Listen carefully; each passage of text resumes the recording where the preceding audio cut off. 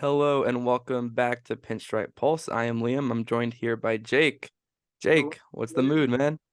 the mood is immaculate right now. God, has it been just a roller coaster? What 24 hours now, essentially, is since the initial John Heyman Arson Judge news broke out, and it's been a roller coaster. But God, waking up this morning to that news was probably the best possible feeling that we could have imagined. And if there's any silver lining about the whole John Heyman situation, and for those of you who aren't as deep into the Yankees Twitter as Jake and I are, refreshing our feeds for the last few weeks, um, yesterday, which is we're recording this on Wednesday, December 7th. Yesterday on December 6th at 5:20 p.m. John Heyman, writer for MLB and for New York Post. John Heyman also writes for. Yeah, yeah, yeah. Trust. Um, he he tweeted hastily, quote unquote, Arson Judge seems to be headed to the Giants. And that set Yankees Twitter ablaze, fittingly, pun fully intended there. That was obviously a typo for Aaron Judge. 7 minutes later, after we go through the full panic, heart sinking, terrible feeling, which I imagine a lot of Braves fans might have gone through last year with, with Freddie Freeman, their franchise player, leaving the organization. 7 minutes later, uh, Heyman walks it back on Twitter. He said he apologizes. He says that nothing has been signed. And that seemed to be his call to the Giants to confirm, in which they knew nothing was confirmed. Right after that, we're feeling all the emotions because I think a lot of Yankees fans are sitting there. One, they felt like Judge might be gone, and we're trying to wrestle with that reality. And then two, once Heyman walks it back, we're like, well, Heyman, I have my issues with Heyman reporting things too early. I have him blocked on Twitter. So I saw I saw that tweet from screenshots because I got really tired of him over the CBA negotiations. And also when he says, you know, oh, the Padres, Yankees, Phillies, and 13 mystery teams would like to sign Manny Machado. I'm kind of tired of him doing that. But we went through it. We went through the feelings of trying to rationalize what does this Yankees team look without Judge? And Jake, what was your thought process over the last day, especially last night? What are the seven stages of grief again? Do you know? I think we all kind of fucking experienced that within the first 3 minutes of that tweet being leaked. Just the immediate denial, and then maybe a little bit of acceptance, just because we were already on the edge of our seats because we heard all that uncertainty with like the Yankees didn't even know Judge was coming to San Diego for the winter meetings. Turned out that he was just coming to seal the deal, which is really cool move on his end. But once that happened, and then the fire was quickly extinguished because he had to walk that back. It kind of sent me into a state where I was like, I'm going to go to bed. I will keep my phone nearby. If we hear anything, we hear anything. But I feel like at this point, Michael K is already a little pessimistic. Everyone is a little pessimistic on the Yankees end, and there's a lot of uncertainty. It sounds like Booney doesn't even know what's happening. So I kind of went to bed with the notion that I would probably wake up to hear something I didn't want to hear.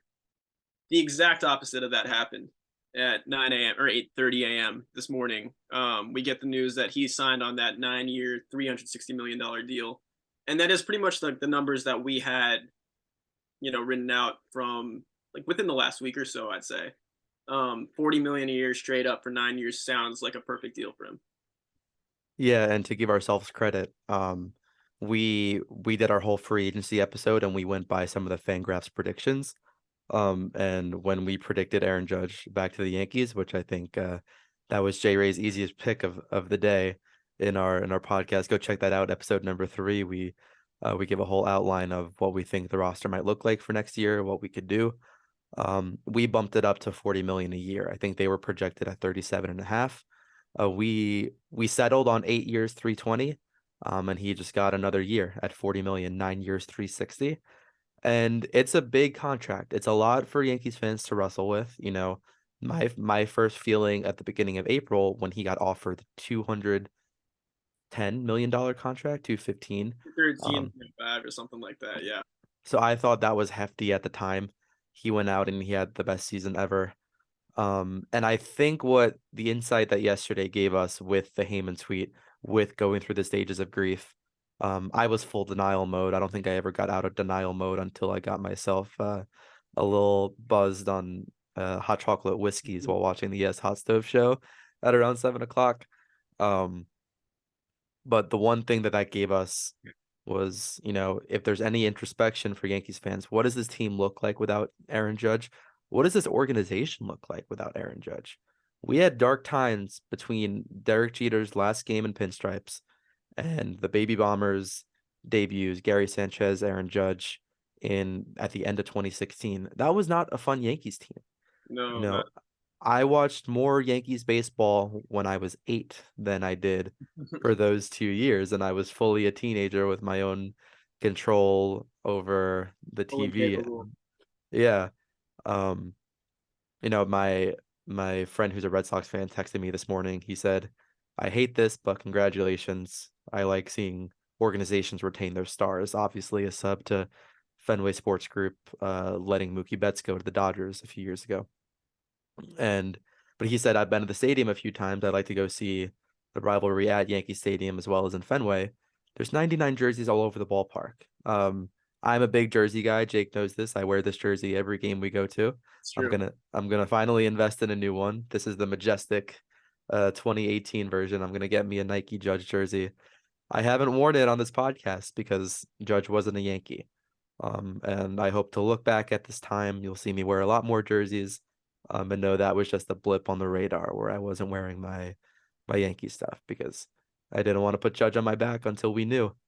And he's back, man. And the fact that we had to reckon with what does his team look like without Judge, that money is big, but I think we all feel that he deserves it. This team needs him as he doesn't need this team, but he wants us. The rumor was that San Diego out of nowhere, which wasn't on our radar, and they went 10 years, 400.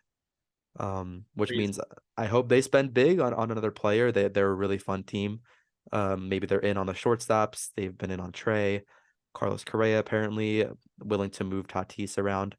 But imagine San Diego with Judge and us without Judge. It's a different league. Dude, Soto and Judge could have been hitting back to back. There is a world, a reality where that was a thing.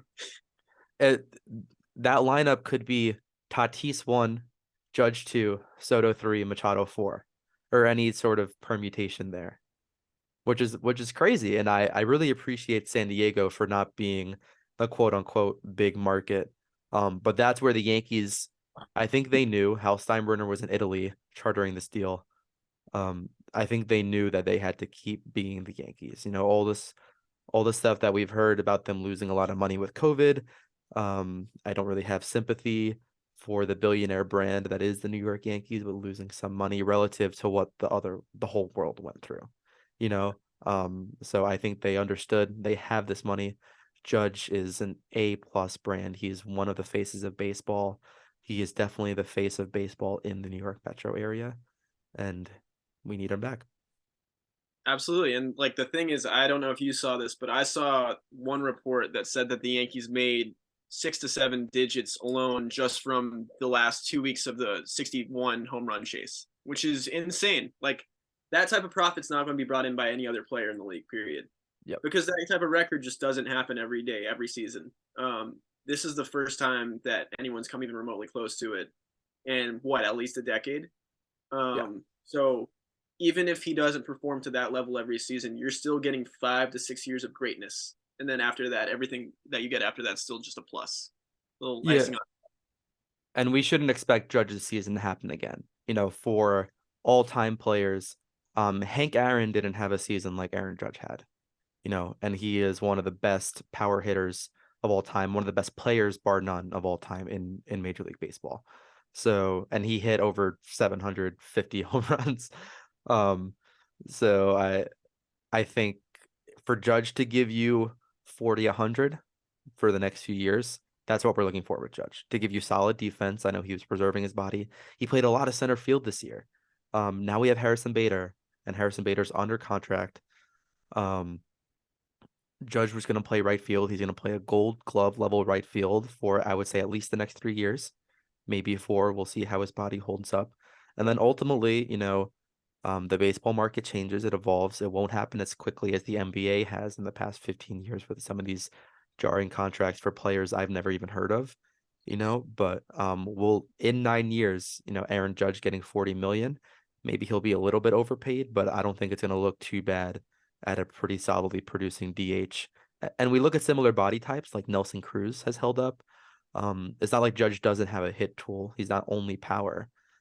He'll be able to work walks, be contact. JD Martinez isn't hitting home runs anymore, but he's still a valuable piece for that Red Sox team, even if he's a little bit overpaid, right? Mm-hmm. And also, he proved that he can hit over 300 this year, and like that is something that he said that he wants to do. He wants to accomplish that consistently throughout his career.